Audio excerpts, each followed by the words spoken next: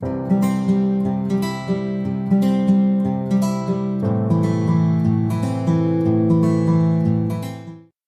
is 629 day that I'm here to share lessons I learn. I'm learning. I hope those lessons support your dreams, your goals, allow you to become the person that you want to become.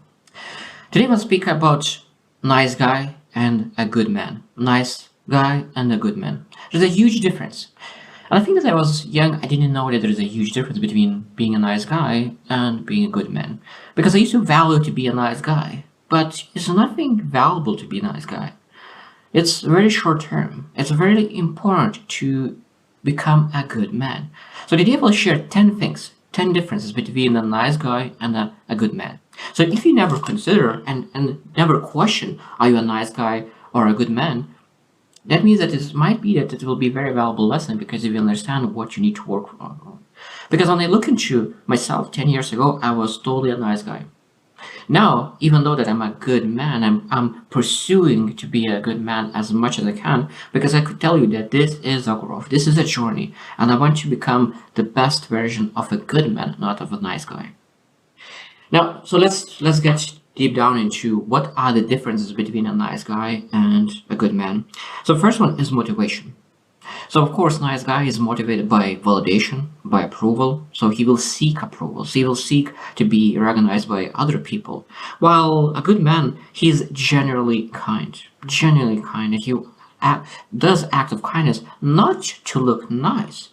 He doesn't need to approval, needing that validation or recognition. He's doing that because it is morally right. So that means that a good man is always looking what is a moral right. What is good based on values, not just what is good to look nice. Number two is authenticity.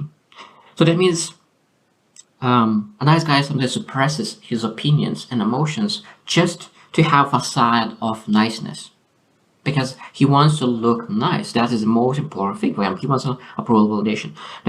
He is not authentic. While a good man, he is acting with respect every single time, but he always expresses his true thoughts, true emotions. So what happens when you express your true emotions and true thoughts? That every single person is trusting you. Because a lot of times, nice guys do not say what they really feel and what they really think, and that, of course, they lose all the trust because people do not know what you really think because you just say things to look nice. Number three is boundaries. Nice guys for them it's super difficult to build some kind of boundaries. So they struggle to settle proper boundaries and they are very passive. They a lot of times can say yes, but at the end of the day they will not do the thing that they said.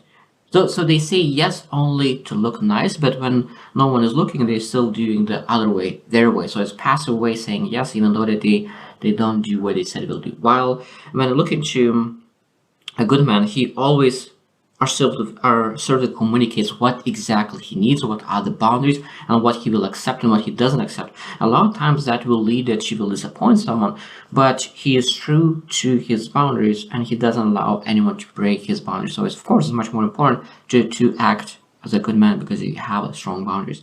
Number four is empathy. Now, nice men a lot of times could manipulate empathy and to be seen as nice because he wants approval, he wants validation, so he try potentially manipulate and not be authentic and really be seen as an empathetic person, while a good man is always genuinely is empathetic because generally for him it matters to be empathetic. So there's a huge difference when I look into good man and a nice guy.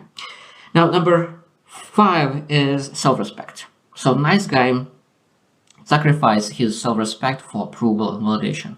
So then I see a lot of times nice guys do not respect themselves and they feel disappointed of life in general because they're not able to live their true self because they always seek approval, because the most important approval that you need to seek is from yourself.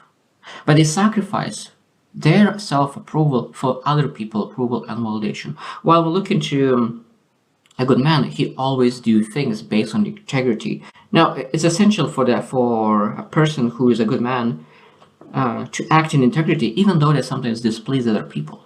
Because a good man is much more, well, for a good man, it's much more important to approve himself. And a lot of times, when you do the things that you approve, other people will not be happy about it.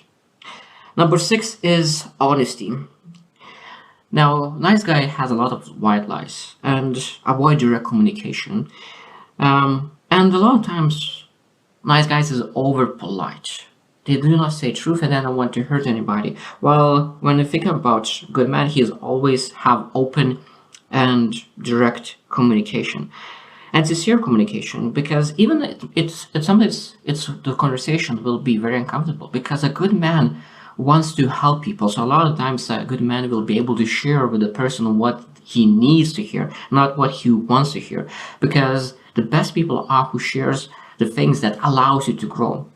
Because a lot of times people want just to hear the things that they like.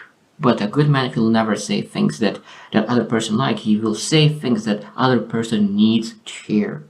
And that's a huge difference, because sometimes it's very, very uncomfortable to have a conversation and say to other people what they need to hear instead of what they want to hear. Number 7 is accountability. Nice people, nice guys are struggling to admit their fault, because they will seem that they are not nice, they will not get approval, they will not get validation, so they are struggling to accept their fault and their responsibility. They will put everything to something else. While look at you, good man, he always takes ownership, responsibility, and he admits that he made a fault, and he says that, oh, I did a mistake, I learned from it, I repented, I learned, and I will never do that again. Because when you admit, it's very easy to change it. If you do not admit, most likely you will repeat it over and over and over again, the same mistake. Number 8 is sense of entitlement. So nice guys believe that because of their niceness, they are automatically entitled to get some kind of rewards, some kind of attention, and they feel that they're supposed to get something nice because they are nice. But at the same time, a good man doesn't expect anything. They do because that is more right, and they don't expect anything in return. Number 9 is emotional intelligence. So nice guys have just surface level niceness, but they do not understand neither themselves neither others. How are you able to understand others if you're even not living by your emotional intelligence, because you have that facade of niceness and you do not know exactly yourself and you don't act according to your self-respect? While a good man, he has a very strong emotional intelligence, and he's able to understand himself, live by himself, have strong boundaries, have empathy, and at the same time, of course, understand other people much, much more, and react and ask questions, and really live a life of full intelligence, emotional intelligence. And the last one, long-term impact. Because nice guy seeks short-term approval, a lot of times that leads long-term consequences. So nice guys looking at short-term approval, short-term validation, to please other people and get that immediate pleasure. While when you think about a good man, they're always looking for positive and lasting impact. Positive and lasting impact. So that means they're always asking, okay, what will allow me to achieve the long-term significance impact? So that means a lot of times short-term disappointments, uncomfortable feelings, difficult conversations. So short-term could be very uncomfortable, a lot of disappointment, but those conversations that you're able to manage at the moment that is uncomfortable will lead to very long-term lasting impact and change in other people's lives, in your life. And I truly believe that when we look into the difference between a nice guy and good man, there is a huge difference. And I think that there's no chance to live a joyful, fulfilling life as a nice guy. If you really want to live a joyful, fulfilling life, you need to become a good man. Now, what I found that when I see that those 10 things that I look into and compare myself, I know that like 10 years ago, I was probably terrible at this. I was a nice guy, but I was not a good man. So that means if I was able to change, I know that every single person are able to change as well. You just need to be willing to start working towards something more meaningful. And sometimes you're not able to change because you do not know what you're changing towards to. So that means sometimes it's good to go out and look for people who has the things that you want, because there's a lot of amazing good men. You need to follow their steps and learn how they do things and take advantage, and they are contagious, so learn all the things. So I highly recommend you to rate yourself. So that means that you look into motivation. So what how much do you rate yourself? Authenticity, boundaries, empathy. So when I did that, I rated myself, and altogether on average was 8.1. So it's still quite far away until I will feel that I'm really a good man. But that is a good part, because we will never achieve perfection, but we're able to seek excellence and working towards that better version of ourselves. So I know that I have improved, because when I think about last, like 10 years ago, I probably was a 5 as a good man. So that means I was just barely average. But now I'm every single day working toward becoming a good man. And I know that I have improved, and I know that every single person who's willing is able to improve. Because a lot of times the number one question is, are you willing? And what you're willing to give up to go up.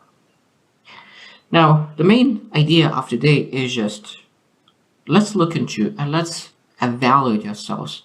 Where are you at the moment? Because it's very important to understand where you are at the moment, and then saying that what I will be fight for. Because when you understand why it's important to become a good man, then of course you will do the necessary steps to work and become motivated by actual things that really allows you to become more fulfilled in life. Because we need to build those values, strong values, understand why we're fighting for. Because if you are having kids, because I do not have kids, but in the future I want to have kids, and I want to be the best dad possible, and of course if I want to be the best dad possible and make a lasting impact on them, I want to make sure that I'm a good man, not a nice guy, because a good man will allow their kids to become the best version of themselves as well, because he lives by his values. And there's a lot of more important things, but at the end of the day,